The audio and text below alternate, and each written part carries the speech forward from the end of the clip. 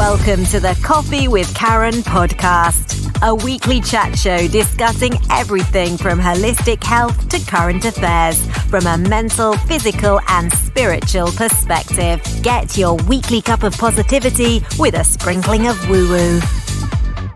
Welcome to A Coffee with Karen. This is our weekly show on a Monday, a cup of positivity with just a sprinkling of woo-woo. So your host, my name is Karen Roberts. So my program is all about helping women get their mojo back, actually increase their confidence. So if you want to take a look, you can go to KarenRobertsCoaching.com. So today we are going to be talking about forgiveness, right? And how it affects our lives, who it's for.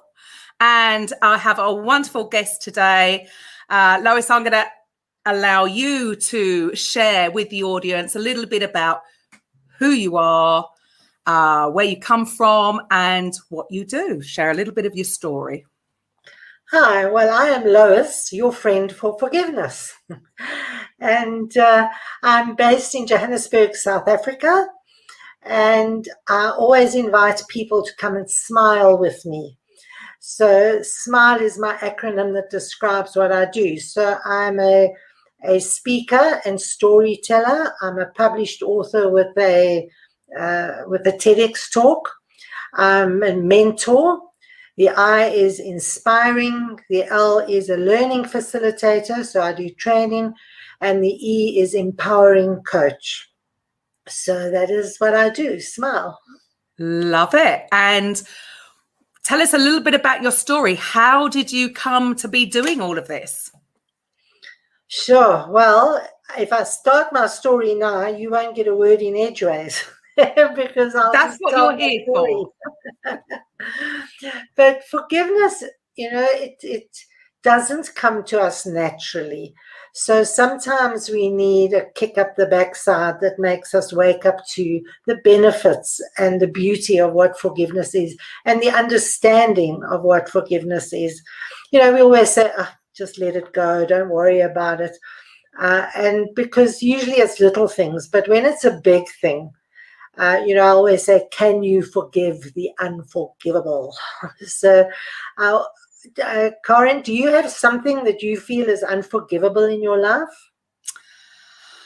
I think I've been very blessed because I don't know that I have, but I do know people that, have gone through a lot of trauma. And although we are taught, we're always taught to, we have got to let it go. We have got to forgive, not necessarily for the person, but for actually ourselves, because what holding on to all that anger or resentment, what it actually does to us. But I can understand with, various things that have the traumatic things that have happened to certain people throughout their lives. I can sort of understand why initially, when they don't understand what you're going to explain, that, even having the ability to forgive seems a little bit way out there. Absolutely. And especially when it's something really, really deep and really bad. So if I talk about how I got to really understanding forgiveness, it took me 14 years after an unforgivable act for me to actually find forgiveness. So what happened to me, I was brutally attacked and raped and left for dead. And a lot of things happened almost as a result of that. I was in a printing business in partnership, and I was working late one night in the little printing business. My partner had gone on leave, and that's when I was attacked. And I never really wanted to go back to that place. And so I asked him if he would buy me out, which he agreed. But instead of buying me out, he put the business into liquidation, and I went deep into debt. So we lost the business. I had to go back into the corporate world, get a job again, start all over. And 13 years later, I decided to go and work in the Middle East. So I left South Africa and I went to the Middle East, where I was coming home. I'd been there for a year, and I was coming home for my first holiday. So it was 14 years after I was raped. And in those 14 years, I'd never once really thought, is he still in prison? Is he out? He had been given a 25-year prison sentence. And I wondered if he had died, got parole, but it never crossed my mind before. But now, for some reason, I decided to find out. And so I contacted the authorities and I asked them what was happening. And they told me that he was coming up for parole the day after I arrived in the country. Wow, that was a bit of a coincidence. And in addition, the law had recently changed in South Africa, allowing what they call victims of serious crime to attend a parole hearing. The universe was speaking. There's your woo-woo. The universe there you go. saying it's too much, the synchronicity, it's too great, I have to go. So my family and friends were all advising me not to go. What was I going to do? Was I going to support his parole? And I just said, I don't know. The universe has spoken, so I'm going. So I went against the advice of my family and friends. But one friend said to me, if you are going, you need to forgive. What? Forgive the unforgivable? Don't be ridiculous. But it prompted me to go and visit Mr. Google, and I did a whole bunch of research on the topic. And I wrote this long speech just in case, just in case. Anyway, so I went to the prison, and it was quite an experience for a lot of reasons. It was such a beautiful, beautiful spring day, and it was a 2.5-hour drive through this beautiful spring countryside, and everything was so peaceful and beautiful. And then you come to this grisly-looking building, the prison, with all its barbed wire fences and armed security guards. But I went in, and they were expecting me. It turned out that I was the first person in South Africa to attend one of these new parole hearings. And so they weren't quite sure how to deal with me.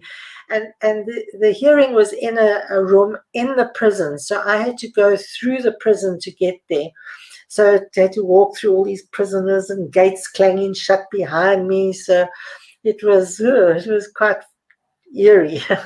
Anyway, I got to the room. There were 8 gentlemen there, and they called in the prisoner, and they went through all their proceedings. And then they said, did I have anything to say? And I said, yes. And I pulled out the speech and I started reading it.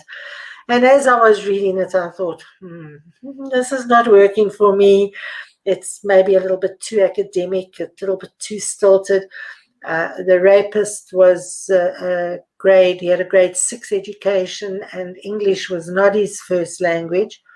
And so I thought, well, if I'm not really getting it, he's definitely not getting it. And so I put down the piece of paper and I looked him in the eyes and I said, I can't remember exactly now, but I said something like, I compassionately forgive you from my higher self to your higher self, and I hand back the responsibility to you, and I take back my power. Wow. And the most amazing thing about it is, as I said it, I meant it. When I read that document, it had no meaning. But when I said it with that passion, I thought, wow, I'm actually really, really letting go of the situation. Because as you said, forgiveness, when you're in unforgiveness, you bonded to that person or to that situation. And forgiving just breaks that bond and it sets you free. You take the example of somebody who cuts you off in the traffic, and you idiot, and he's driven off. He's not even aware that he's upset you, and you boiling inside. And so who's getting hurt by all of those negative feelings? You're the only one being hurt. And so it's really important that you learn to forgive, because it does set you free. And so much so, in my case, the authorities told me they would let me know in 7 days if he got parole or not. And I said, no, you won't tell me. I don't want to know. I don't need to know.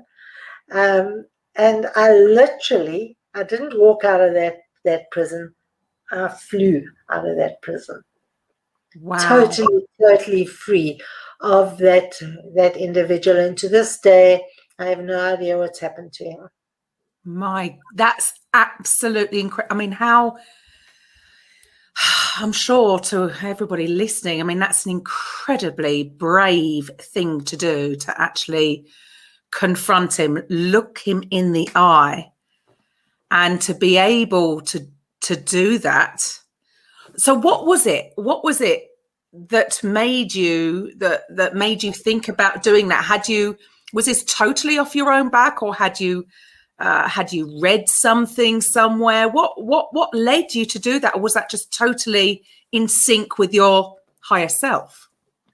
Well, as I said, I did visit Mr. Google, and I did quite a bit of research, and I picked up some ideas and concepts from various web pages and what have you.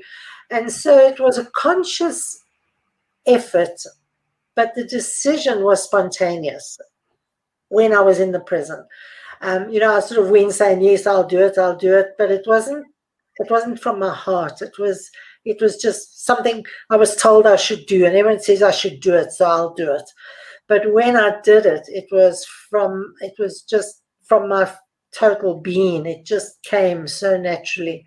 It was so easy. It actually was so easy. So right. I even posed for a photograph with the guy.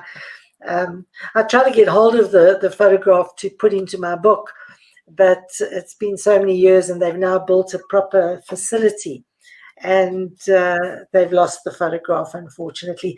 The one guy said to me that it had been on their wall for years and years and years. It was up on their notice board. and is that, like you said, you were obviously, do you think you were sort of the first person to actually go in, confront your attacker, and forgive them? I mean, what did they think? Well, they were astounded. As I say, they asked me if I'd pose for a photograph with him. They were totally astounded. And when I said I wasn't interested in finding out what happened to him, they were even more astounded. So that's why the guy I spoke to when I was writing my book, he was the chaplain, and I said, oh, I don't know if you remember me. He says, of course I remember you. He said, you've been on our notice board for years. Wow. Do you think then you've inspired others to actually do the same thing? I really don't know. I've only been doing this work for 2 years. I was back in the corporate space, and it was a good job, and I was happy, and so it's only now in the last 2 years that I've been actively doing this. And I do think I'm inspiring people, because everybody says I'm inspiring them. So let's hope people are learning to forgive. Wow. Yeah. I mean, I know it on a conscious level. I understand it. But yeah, I can see both sides. I can understand why somebody would struggle to be able to do that if they were so badly traumatized, but it's having that understanding, isn't it? That it's not necessarily about them. It's about, people say, oh, it's like, you're drinking poison and expecting the other person to get sick. But it's so powerful. But do you think, I mean, I know you've come into this, you've said that you're going to be discussing this from a mental perspective. I definitely feel that there definitely is a little bit of woo-woo in there. So it is the spiritual side as well. So, what would you say to someone who has been wronged? So, no doubt about it. But if they're struggling with that and it's affecting their lives, what would be the first thing that you would say to them to try and enlighten them as to the power of forgiveness, I suppose? Well, I don't. Not initially. I've designed a process, I suppose you can call it, But I've identified that when you first face some terrible atrocity or challenge or adversity, and it doesn't have to be one of a sexual nature, it could be an accident or a divorce or the death of a loved one, it doesn't matter what it is. But you immediately go into a victim state where, oh, woe is me, and life is terrible, and I'm full of anger and hate and fear and blame and guilt and all of those negative emotions. And when you're in that phase, there is no way you can ever even consider forgiveness. You've got to deal with those emotions first. And so it's about identifying where you are on your healing journey before you can consider it. So you're first a victim, and then what you do, you need to develop resilience to get your life back into some kind of order and control. So your resilience is your courage and your creativity and dialogue and talking about it and coming to some understanding of what happened to you. And then you become a survivor. And even as a survivor, you can't really consider forgiveness because you're just getting your life back into some kind of order. And then you develop the grit. And the grit is where you get some future focus, some new goals, new aspirations, new direction. And then you forge forward with passion and perseverance and persistence. And then you become empowered and you start thriving. And it's now that you can consider forgiveness. So if somebody's gone through something, I never tell them they must forgive. I don't even suggest that they must forgive, especially if they're in that victim mode. I might suggest some little activities if they're in the survivor mode, just to get into practice for forgiveness. And when they're in the thriver mode, excuse me, then we can definitely talk about it. Right. So and is that because no, they're still in victim. Yeah. So I suppose what you're saying is, I suppose on the emotional scale, as it is, when you're down there in that victim mentality, forgiveness is too big a jump. It's too far away. So you've got to slowly move up the emotional scale. And then that's a natural, I suppose, next step. But yes, maybe it's asking a little bit too much for somebody who's really down there, which is, it's natural, isn't it? Isn't it a natural instinct to go into, you've been badly wronged. So to have those feelings of it, would you say it's a natural place to be initially? It's natural, and it's essential that you stay there for a little bit, because if you push forward and you say, oh, get over it, time heals, and all of those platitudes that people use, later on, a year later, 10 years later, something will happen similar to you, to somebody else, and you get triggered and it takes you back. And you've got to deal with those emotions. You've got to say, okay, I'm angry. How do I feel? What does it feel like? How does it look like? What does it smell like? And I take people through actually feeling your emotions and expressing your emotions in every way that you can express it. If you're angry, I've got like a life-size dummy, and you can beat it with a cushion. It's so important that you express it. If you're angry, if you're scared, it's important that you lock the doors and you protect yourself, because those are real emotions and they're there for a reason. And so you need to examine those emotions and feel them. Just don't stay there too long. Right. Okay. That's the thing, I suppose. So for some people will, I suppose, just try and forget it, try and block it out, thinking that's the way forward. Whereas what you're saying is, no, it's going to come up years down the road, or just subconsciously, you'll just be self-sabotaging because it's just there. Is that what you're saying? Yeah, I went to after I was raped, I went to a rape crisis group session, and there were two people. There was a mother and a daughter there. They'd been raped 10 years apart. Both of them were walking around with big Doberman Pinscher dogs and guns. And the one was fairly recent. The other one was 10 years before. And you can't go through life living like that. You've got to work through it and work through that fear and say, all right, what happened? What is the circumstances? How can I protect myself from that situation in the future? So it's working through it, knowing that you don't have to live like that. You're living in a jail. You're living behind bars if you're living like that. And so you need to deal with it. Yes, I'm afraid. Okay, what does it feel like? How does it impact on my life? And what should I do to change that? And maybe you need to learn self-defense. Maybe you need to, I don't know, just change your route, you travel. It depends on what happened to you. But make those changes so that you can move on to the next level. Right. So it really is, it's a process that you take people through. And is there a sort of any kind of timeline, or is it just different for everybody? Everybody's journey is unique. Everybody will go through the different stages, but some people will take longer than others. It depends on so much. It depends on your resilience. It depends on the support structures you've got.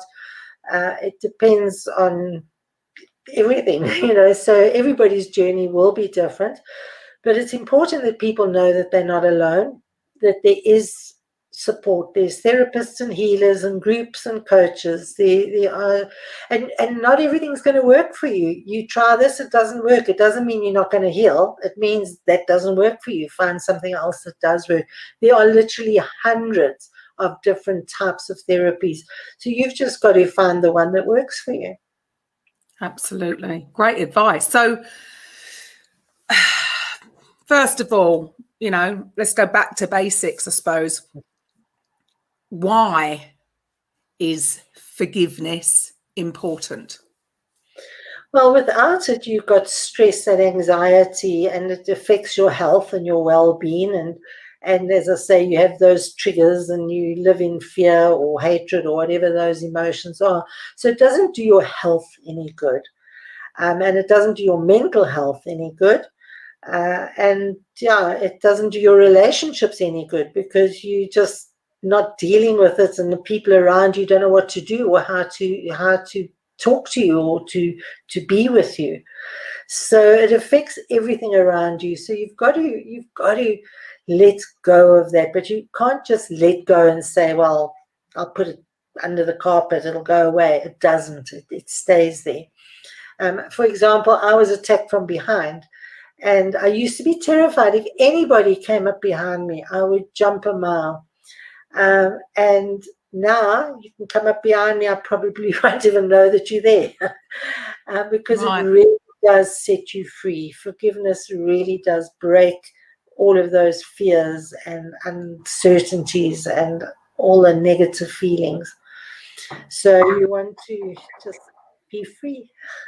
Absolutely. Who doesn't want to be? But yeah, I can, when you say about it will affect your health, absolutely, because cortisol is the stress hormone, and we know that does so much damage. The fight or flight, we need that response for immediate, imminent danger. However, we know that if you're in a prolonged state of high cortisol levels, yes, it absolutely 100% that will have an impact on your overall health. And I think personally, I think there's so much more to that than we even know now.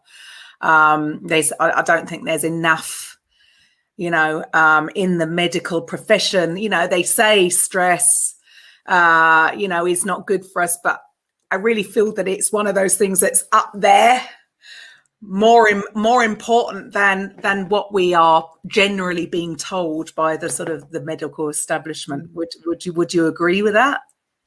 Totally. They're still discovering, every day they're discovering new things about the brain and how it functions. And so we just know that the brain is impacting every part of your body. And then, of course, you've got the gut brain and the heart brain as well. So we mustn't forget the two other brains. And that also goes like with your gut instinct. So you mentioned fight, flight, or food. in my case, my gut said, I can beat this guy. And so I fought him because I thought I could beat him. And I could have beat him if I'd known one or two little tactics that I didn't know at the time.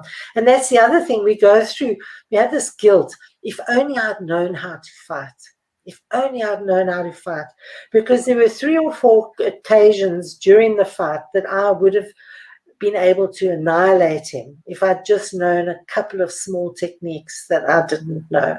And so I had a lot of guilt afterwards. Oh, why didn't I know how to do this? And so I had to deal with that as well. And when it comes to forgiveness, you have to forgive yourself. So I had to forgive myself, A, for working late that night, B, for not knowing how to fight, and C, I had to forgive myself for some of my behaviors afterwards. I drank too much and I went a little bit crazy. And so those are things that you do, and you need to forgive yourself for them. Yeah, sure. I mean, a lot of that is understandable. And then also, of course, you don't know these days. You don't know that if you had a little bit, sometimes a little bit of knowledge can be dangerous, right? So if you did have some moves that you thought you could have done, you don't know what you could have done. You could have pulled out a knife, could have pulled out a gun. You don't know. So yeah, it makes sense that you cannot beat yourself up, because it is what it is, right? You cannot go backwards. Yeah. And you've got to be grateful that you came through it, right? So it's all down to how we see it, all down to our perception, isn't it? It's interesting. I've got 2 friends who are both karate 8-dan karate experts who both teach women self-defense. And the one says you cannot defend yourself, and the other says you can. So again, you've got to know. If you've got some knowledge, you know whether you should fight or not fight, or run or not run. And the big thing to know is you just want to get space. You don't want to hurt the person. You just want to get away. That's all you want to do. So if you've got enough knowledge to know how to get away, and maybe a little bit of fighting can give you that time to escape. So it's those kind of knowledge, that knowledge that is so important. Yeah, right. But with the flight, well, I suppose it's more than fight or flight. There's the freeze as well. And that can happen. And some of us, I suppose we don't know. I would like to think, yeah, I would, fight them, but who knows? I might just, if I was ever, touch wood, I hope I'm never in that position, but who knows? You might just completely freeze. We don't know how we'd act in that moment, right? Yeah. But if you've got knowledge, it'll help you to make that decision at the time. Yeah. You can weigh up the situation. He's bigger than me. There's 2 of them. It's not worth fighting. But if in my case, it was a small guy, I should have been able to beat him.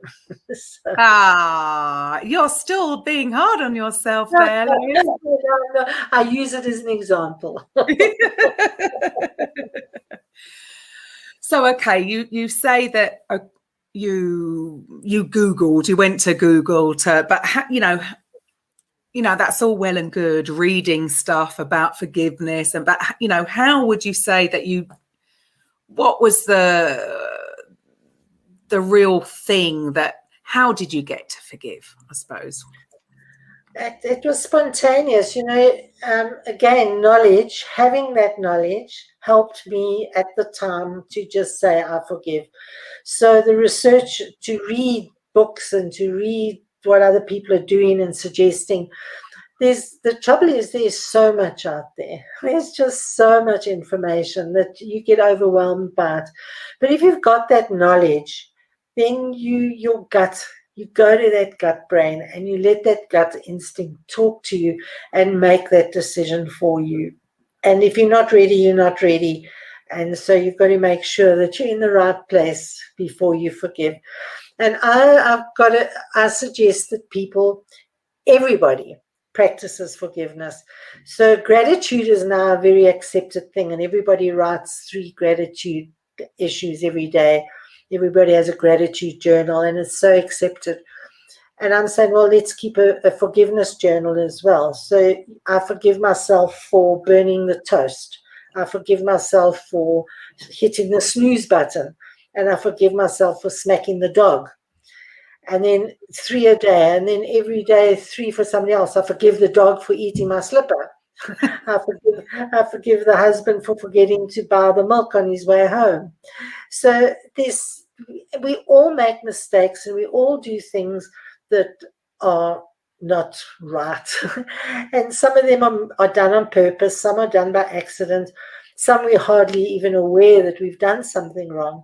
So if we just get into the habit of every day, 3 things I forgive myself for, and I forgive other people for, it becomes a habit, and it becomes so much easier that when it comes to the big thing, you already understand how good it feels to forgive. And it makes that big decision so much easier. Right. And now that makes a lot of sense, because like so far up to now, we've spoken about the need to forgive the major things, you know, the really traumatic. But actually what you're saying is, you know, there's things that we'll do every single day that we possibly don't even know that we beat ourselves up over.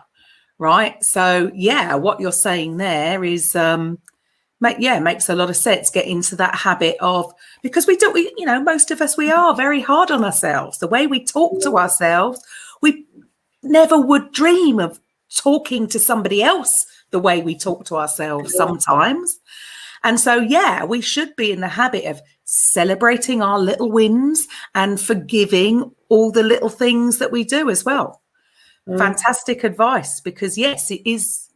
That would make sense that, yeah, if we are a little bit kinder to ourselves and forgive the smaller things, then yeah, it's going to be easier for us, because yeah, we know how it feels. So can you give one word to describe the feeling that you had when you spontaneously forgave your attacker? Freedom. Just so light and free, and it's ecstatic. So sorry, that's more than one word. But that's okay. You can have as many as you like. But yeah, it really is. As I said, I flew out of there. I felt so light, and I put down this heavy burden that I'd been carrying for 14 years, and it was a relief. That's another word. It was actually a relief to say, wow, that's behind me now. It's right. So I suppose, yeah, people that are carrying it around for so many years, that maybe it seems such a big thing so far away. So can you explain to people a little bit about then how you work as you're a bit of everything, really, a mentor, you're inspiring people, I presume you coach people throughout this process? Yes, so the first thing is to identify where they are on their healing journey. And then if they need to develop resilience, I give them techniques, and I teach them how to develop and build their resilience and how to get to the survivor level. And if they're at survivor level, then I help them develop the grit. And in terms of developing the grit, I can go broader than just their healing journey. I go into their careers and what they want to do with their lives. And, we get post-traumatic growth after we've been through a traumatic situation. And what do we do with that information? So it's about developing your growth mindset. And what have you learned? How have you grown? How have you developed? And maybe it takes you in a whole new direction in your life. You might find a new career, or you want to change. You want to change your home. You want to change your living situation, because you've got a whole new passion now. You've got a whole new direction to follow. And some of us we get what I call a benefit mindset, and that is saying, well, now I'm going to give back. I'm going to use my experience to gift it to other people. And so I help them on that whole process of finding their grit and finding their future, developing their goals and their aspirations, and setting guidelines on how to do that. And I can do it all either through a mentoring or a coaching process, but I like a combined situation, which is part coaching where they do it themselves and part mentoring where I give them guidance. Right.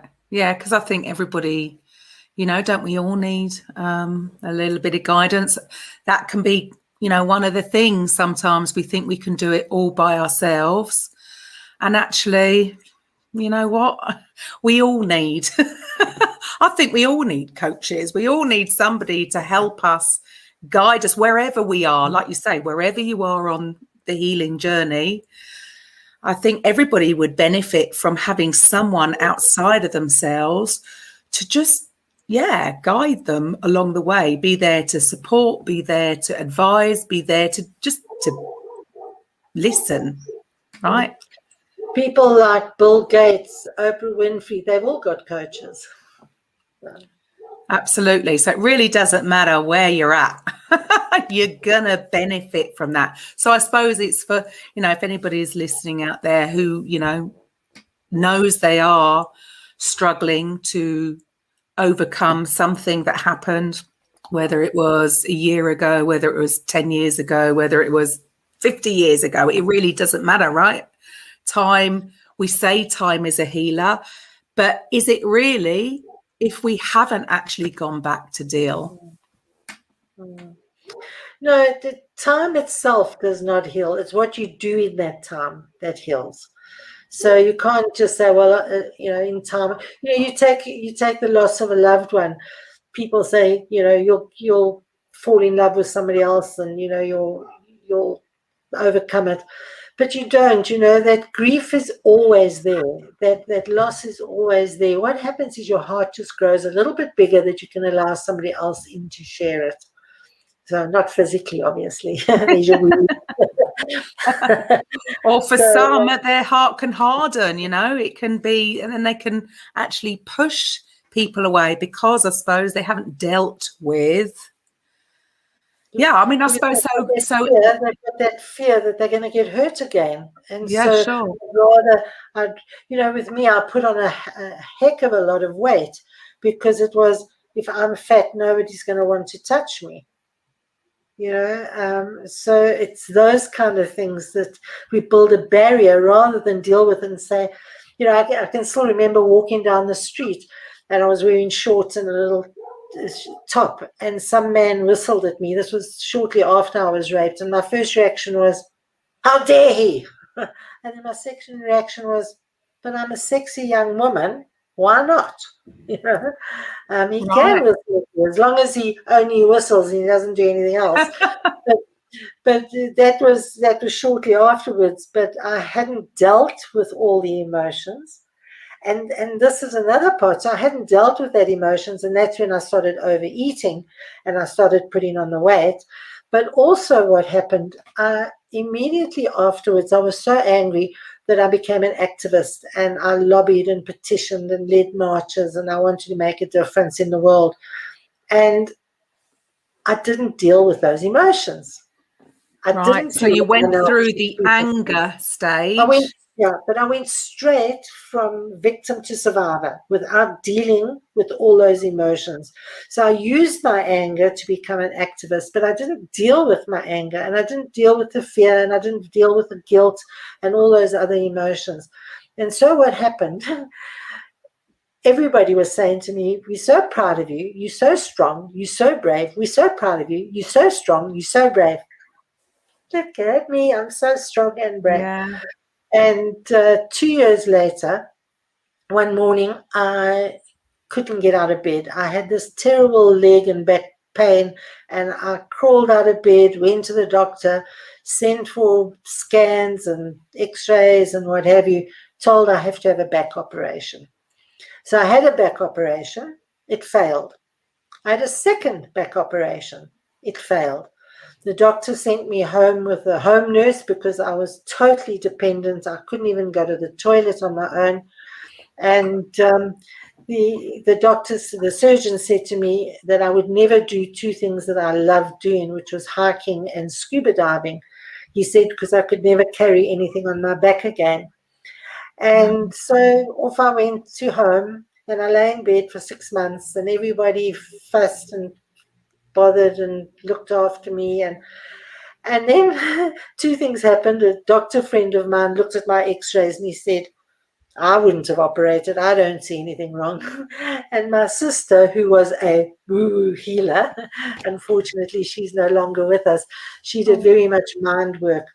And she said that what was happening was I wasn't dealing with my problems. I was putting them behind me, and I was putting them behind me, and I was putting them behind me until my back couldn't hold it anymore, and my back collapsed. And so I hope you're still there. And so I did a bit of mind work. Did a little bit of mind work, sort of self-healing. And I went for 8 chiropractic treatments. And I did a 5-day hiking trail with a 29-kilogram backpack on my back. Wow. Proved them wrong, huh? I did, and it just showed that it was all psychosomatic. There was nothing wrong with me. I hadn't dealt with those issues. Isn't that interesting? So, because I was so strong and brave, it was wonderful to be so weak and pathetic and let everybody feel sorry for me in that way, instead of everybody being so proud of me. And so I needed to be weak. And right. Yeah, so that's it's what I did. Interesting how I suppose it's almost like you're being prompted to, it's like, hello, knock, knock, knock. You've not dealt with this. Come on. Yeah. So it is, there is still that woo-woo in there, isn't there? Yes, it was there. Definitely. You're being prompted to say, no, hang on, you haven't dealt with this. Very interesting how it just manifests through you, through your body. Yeah. And so we've been talking about forgiving people that have wronged you, but actually something you mentioned earlier, and that is dealing with grief. Now that's could be considered something slightly different. So could you sort of explain about how the forgiveness side would help with if you were grieving? Well, again, each situation will be so different, but you might have guilt over things said or things not said that you need to forgive yourself for, or they might have done something to hurt you and you still holding a little bit of resentment that they had hurt you, even though they're gone now. And so the process is still the same. It's about, even though they're no longer there, you can still forgive. You can forgive yourself, and you can forgive them for whatever harm that you think they caused you. And you do it ritually. You don't have to face a person to forgive them. You can do it through rituals. I'm a strong believer in rituals. Right, there's that woo-woo again. Steady. I'm going to have to rewrite this. It's not quite just the mental perspective. It's definitely the spiritual too. There's definitely, and physical. And this, I suppose, this is what this is all about. We put so much emphasis, I think, on the physical, everything that's real and you can touch and see. But I think more and more people are understanding that, with all the sort of, I don't know about you over there, but here in the UK, it's very much the mental health side of things has definitely been picking up over the last few years. So I think a lot of people do have more of that belief now that there is a link between the mind and the body, but then also there is the spirit, the little bit of woo-woo, and it's incorporating absolutely everything. So I would say for you, well, there, you've just said it yourself, you had a back problem that actually wasn't really a physical thing. It was a mental manifestation, if you like. So it's interesting, isn't it, that it is all linked, but we tend to separate it all off but actually all parts of it affect our lives in phenomenal ways. I mean, you just said right there, that was something that was as manifested as something physical. You felt the pain, right? Yeah, so it's about treating everything holistically. Like you say, look at the body, look at the mind, look at the spiritual aspect, put it all together. You can't isolate them. They do work together. Yeah, 100%. And I suppose that's the, I shouldn't say the problem, but the way our health has been thought about up till now is definitely, it's just the one thing. Whereas, yes, we know, I think so, there are so many coaches and like you say, healers out there who probably have come from a place that they've managed to heal themselves. And like you said, then they want to give back because they know what they went through. They understand what the process was that healed them. So now they want to offer it out to others to help others. And it's interesting, isn't it, that it seems to be that anybody that comes from that real life experience tends to look at it as a holistic, they go into the holistic health and have this understanding that it isn't just the physical symptom, it's the mental and the spiritual. I really wish that our whole medical establishment would take that on board a little bit more. Is that the same in South Africa? Yeah, what I found so interesting is this pandemic. One of the good things that have come out of this pandemic is that people are understanding mental health a lot better, because so many people have started suffering from various symptoms and problems as a result of the isolation and what have you. And so, yeah, we need to address mental health as an issue. It's a real issue.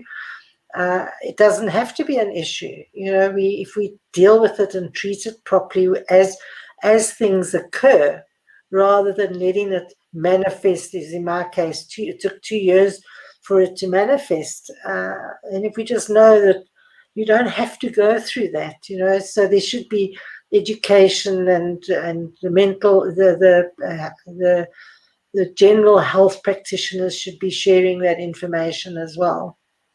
Yeah. Do you think that's, I mean, yeah, I would 100% agree. There is, people that probably never, ever felt they had any kind of mental health issues in the past have definitely, been feeling it over this last, and trust me, myself included in that, I think everybody has been forced, I suppose, in a way, to actually really have a deep understanding of it, whereas maybe they had taken it all for granted previously and never given a thought to it. So yeah, I agree. I think there's I think everybody, if anybody has not suffered in any way from it, I'll be very, very surprised, or maybe they're in denial. That's part of that. Simple things of just relationships. You suddenly realize the value of relationships when they're taken away from you. So you've got to reflect on how that is impacting on your well-being when you don't have that friend to just laugh with and joke with and kiss and cuddle or whatever it is that you want to do. And we humans, we need touch, we need hugs. Hugs are healthy. Absolutely. And that's how we strengthen our immune system, by the transference of different viruses and bacteria, and that's how we strengthen. We can't stay in this cocoon forever, right? So we're coming out. I'm in London, so for us, we are just starting to come out. We're hoping and praying that next month it will be. We're finally there. How are things over there in South Africa?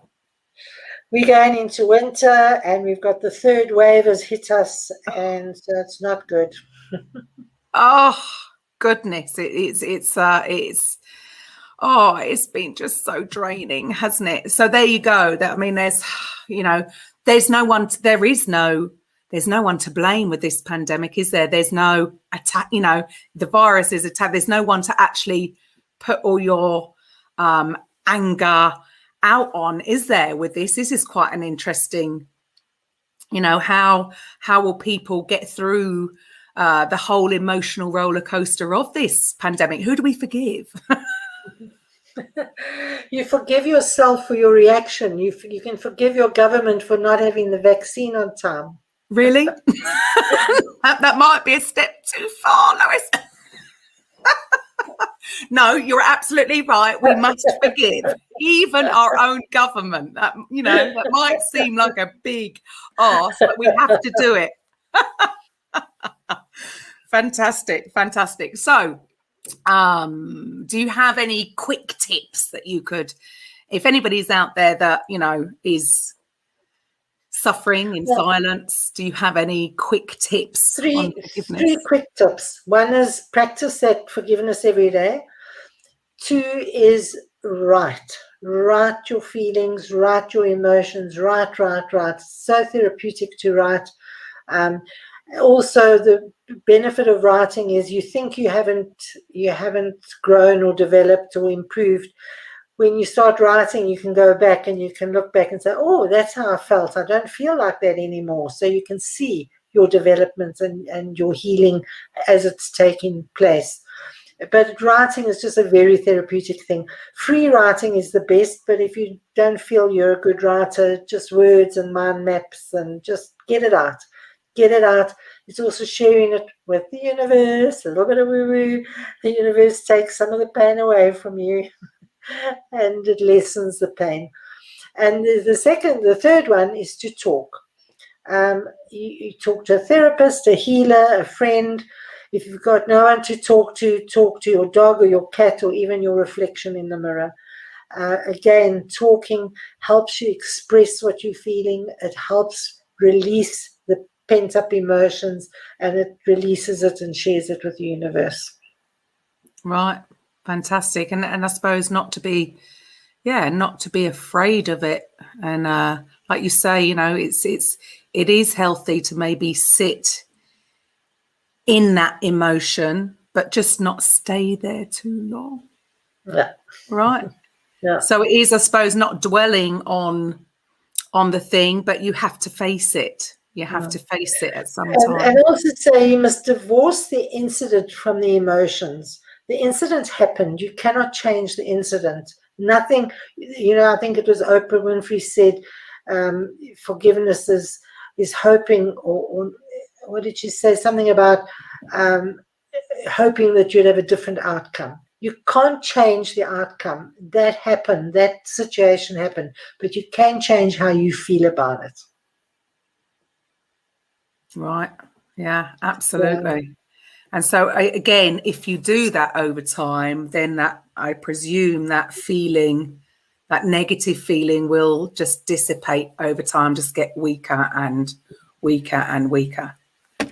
Yeah, I've got a process where we look for alternative feelings. So instead of hatred, maybe it's dislike. And then instead of dislike, maybe it's acceptance. Maybe you'll never love the person, but that's okay. But it's finding more positive emotions and working with those, how to get those new emotions. There you go. Going back to that emotional scale, if you're right down there and full of hatred and resentment and victim, to jump up to ecstatic joy and forgiveness would seem impossible jump. But like you say, just moving up the emotion, or what's the next? I suppose everybody, one thing that we can say is everybody on the planet, even the ones that have done the attacking, at the end of the day, they could be down there. They've been down there in victimhood themselves, which is quite a hard thing to accept. But, research shows that a lot of them were victims themselves. Yeah. So maybe hurts people. There you go. And it is, and that is, I think, the hard thing for most people to sort of take on board, because we want to punish, and the acceptance that maybe they went through God knows what as a child, and maybe they just didn't get the support and help they needed back then, and have gone on and stayed down there. So everybody, I suppose, on the planet wants to feel good. We all want the same thing. We all want to feel a little bit better than we did yesterday. So having to move up that emotional scale, you don't have to jump. We would all like to, but I suppose, like you say, there's a process to everything. And also say, if you can also just in your heart say, that person, had they known better at that time, they would have done differently. Had they known better, they would have behaved differently. There you go. And I suppose that's all we do. We're all trying to do the best we can with the knowledge that we have at the time. Yeah. But yes, I can, it is a difficult one. It's a challenging one. And this is why I suppose everybody does need just a little bit of help and guidance through this if they're really severely struggling. So, Lois, if anybody wanted to reach out to you, can you share with the audience, how somebody would get in contact with you? Oh, so read that out. What's that book? Walking Without Skin. It's the name of my book. It's the name of my web page, and it's the main name of my Facebook page. So Simple. With that, you can't not find me. Walking Without Skin. And if anybody wanted to purchase that book, how would they find it? It's on Amazon. Awesome. Fantastic. So how long ago did you write that book? It started 24 years ago. I started writing it the very night that I was attacked, with every intention of publishing it. And I only published it last year. So I was attacked in 1995. Wow. But you did it. You got there in the end. Absolutely fantastic. And how does it feel? How does it feel now, knowing that you are impacting other people's lives that have maybe gone through something similar to what you went through? Well, it's just, as I said, I started that very night with my activism, and then I went back into the corporate world, and then I went to a conference once in Thailand, and somebody on the stage said, "Who's got a big audacious dream?" And I jumped up and said, "I do. I want to eradicate sexual violence." I said that. and I was all motivated again to do it. Then I went back into the corporate world and carried on working. So it took me a long time to live that passion that started back in 1995, 1996. And it was my passion. It was what I'm meant to be doing. So I found my passion. It took a long time to find it, but I'm living my passion now. So how does one feel when you're living your passion? Amazing. Amazing. What a story. Fantastic. Thank you so much, Lois, for sharing your story with us. And Thank you for allowing me to share it on your platform. Yeah, well, there you go. And if anybody is struggling, then I really urge you to reach out to Lois. Somebody who's gone through and come out the other side, and look where you're at right now. And I like to say to everybody, you must fly free. There you go. Fantastic. So thank you very much, Lois. And thank you to everybody listening. We will be back next Monday at 2:00 with a coffee with Karen, a cup of positivity with just a sprinkling of woo-woo. Till then, bye. Welcome to the Coffee with Karen podcast, a weekly chat show discussing everything from holistic health to current affairs from a mental, physical and spiritual perspective. Get your weekly cup of positivity with a sprinkling of woo-woo.